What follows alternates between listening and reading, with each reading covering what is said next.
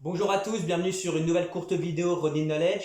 Nous sommes dans une période un petit peu compliquée de confinement et donc avec Johnny nous avons décidé que nous allions faire une série sur les mouvements qui constituent l'ossature du sol, du jiu-jitsu brésilien, de la lutte livre, du catch wrestling, du combat au sol en MMA. Donc le mouvement que nous allons voir aujourd'hui c'est le pont. Le but de ces vidéos ça va être de développer votre dextérité qui va vous permettre après, votre dextérité au sol qui va vous permettre après de mieux apprendre les techniques, de les apprendre plus facilement. Je vais faire une vidéo pour chacun des mouvements principaux et ensuite on pourra créer des routines qui seront similaires à celles du shadowboxing en boxe dans leur diversité et dans leur efficacité. Maintenant, beaucoup des informations que vous allez entendre vont être similaires à celles que John Danner transmet dans sa vidéo gratuite sur BJ Fanatics, que je vous conseille d'aller voir, mais tout le monde ne parle pas anglais. Mais je vais aussi rajouter des petits détails qui sont liés à ma pratique, à l'enseignement qui m'a été transmis et à mes recherches au cours de ma carrière. Donc je vais vous montrer deux, trois petits détails. Là, aujourd'hui, on va se concentrer sur le pont de sol. Le pont de sol, le pont, d'accord, en combat au sol, il est différent du pont gymnique où je vais être sur mes mains, où je vais essayer de créer une amplitude verticale, ou le pont en lutte où je vais être sur ma tête et où je vais essayer de maintenir mes épaules hors du sol ou partir en arrière depuis debout. Ça va être un pont rotatif dont le but est de déplacer mon adversaire. Je réattache ma ceinture. Donc, allons-y. Premièrement, je me mets sur le dos ici. On va imaginer que mon adversaire est en 100 kg sur moi. La première chose à faire, c'est que vu que je veux le déplacer, que c'est un pont rotatif de déplacement, l'amplitude n'est pas si importante, mais la direction l'est vraiment. Donc je vais créer une asymétrie au niveau de mes pieds. Je vais avancer un peu cette jambe qui est en direction où je veux aller et tourner et regardez, mettre sur mes orteils. J'ai déjà créé une intention avec mes hanches. Maintenant, il faut que je crée une intention avec le haut de mon corps. Donc je vais décaler ma tête comme si je voulais que mon épaule touche mon oreille. Et je vais regarder où je veux aller. Là, j'ai créé une intention avec le haut de mon corps aussi, avec mes épaules. Si je veux rajouter une intention de kumikata, de grip, je peux imaginer que sans kimono, je suis allé chercher un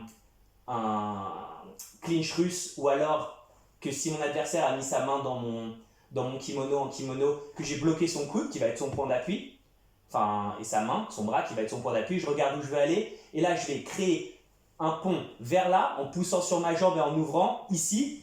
J'ai délibérément pas mis de tapis de yoga pour que vous puissiez voir que la dureté du sol n'est pas un facteur. Et là je vais revenir pas en m'allongeant parce que j'aurai aucune force, mais bien à quatre pattes dans une position dominante.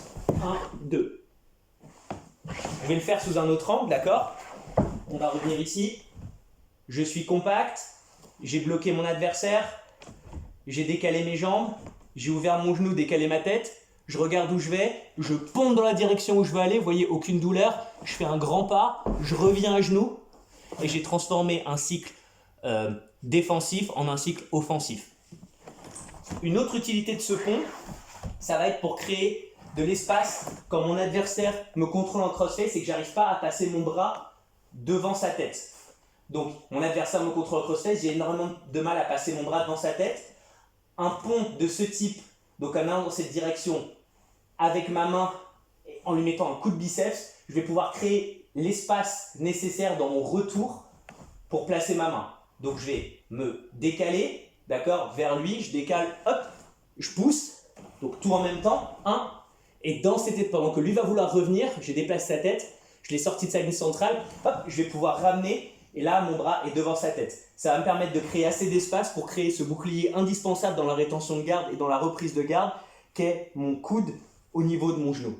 Et d'ici, je vais pouvoir travailler parce que j'ai limité son accès à l'espace extrêmement important qu'il y a entre l'os de ma hanche et mon aisselle. Celui qui contrôle la plus grande surface entre la hanche et l'aisselle est celui qui contrôle l'adversaire. Il n'est pas capable de le faire tant qu'il n'a pas réouvert ce verrou. Et d'ici, on verra comment je peux travailler, d'accord, pour récupérer la garde, le cas échéant. Okay, il y a plein de gardes qu'on peut récupérer d'ici. Maintenant, on va voir la même chose, mais on va le voir dans un cas de figure où c'est pas pour récupérer la garde ou déplacer mon adversaire, c'est pour revenir dans une situation de single leg. Donc mon adversaire me contrôle en 100 kg, mais j'ai réussi à glisser mon bras à l'intérieur et à aller chercher l'espace qu'il y a entre son fessier et son genou. Là d'ici, je vais me décaler de la même façon, avancer, et en revenant, je vais pouvoir revenir en situation de single leg où on pourra par la suite travailler de beaucoup de façons vers le dos ou vers des renversements. Donc ce mouvement est extrêmement important. Il est différent, comme vous avez vu, d'un pont de lutte ou d'un pont gymnique. Il est rotatif. Vous pouvez le faire à différentes vitesses. Vous pouvez le faire d'un côté, de l'autre. Mettez de l'intention dans ce que vous faites. Imaginez que vous déplacez votre adversaire. Sentez-le plutôt que de le faire juste de façon manichéenne. C'est plus qu'un échauffement, c'est l'ossature de votre entraînement. Donc n'oubliez pas les points critiques, les pieds asymétriques, la tête décalée pour regarder où on veut aller et pouvoir pousser dans cette direction. Utilisez vos mains, d'accord? Restez pas juste comme ça. Imaginez que vous contrôlez votre adversaire. Même si votre adversaire, et ça c'est pour les personnes un peu plus avancées mais qui pourront le visualiser, quand je suis ici et que je me décale, mettez sa main au sol. Si vous poussez bien dans cette direction en diagonale, si vous avez fait le travail de tête, il va quand même tomber. Si vous y arriviez vraiment pas, il vous bloque exactement dans l'angle où vous voulez aller, vous contrôlez son bras, vous avez maintenant, vu que vous avez son bras contrôlé, la possibilité de le bloquer et de partir dans l'autre sens, c'est-à-dire de venir le chercher par-dessus et de repartir en changeant vos pieds dans l'autre sens. Et là, vous allez pouvoir dominer la position.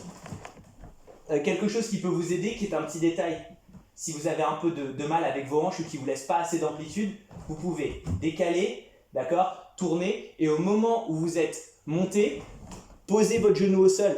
Maintenant, vous avez l'amplitude, il est déplacé et ça vous aidera à créer, vous avez vu, encore plus de rotation. C'est un détail qui vient de la lutte et qui est extrêmement efficace quand vous avez peu de capacité à transmettre de l'amplitude, il va falloir que vous le fassiez vite. Le mouvement peut être très rapide, on va finir là-dessus. On a déplacé, on s'est déplacé, hop, et on revient. Vous avez vu, plus je le fais vite, plus je crée de rotation. Il faut que je reste sur la caméra, je suis désolé de vous montrer mes fesses. Donc, voilà comment vous pouvez travailler ça tous les jours. Faites-le 10 fois, d'accord? Mon petit défi, c'est de le faire 10 fois de chaque côté. Vous le faites 10 fois de chaque côté et après, on rajoutera un autre mouvement. N'oubliez pas les 3 applications. La première, renverser l'adversaire tout court. Deuxième application, revenir pour créer le bouclier genou-coude. Troisième application, revenir en single leg et travailler dans un scramble qui sera normalement avantageux pour vous.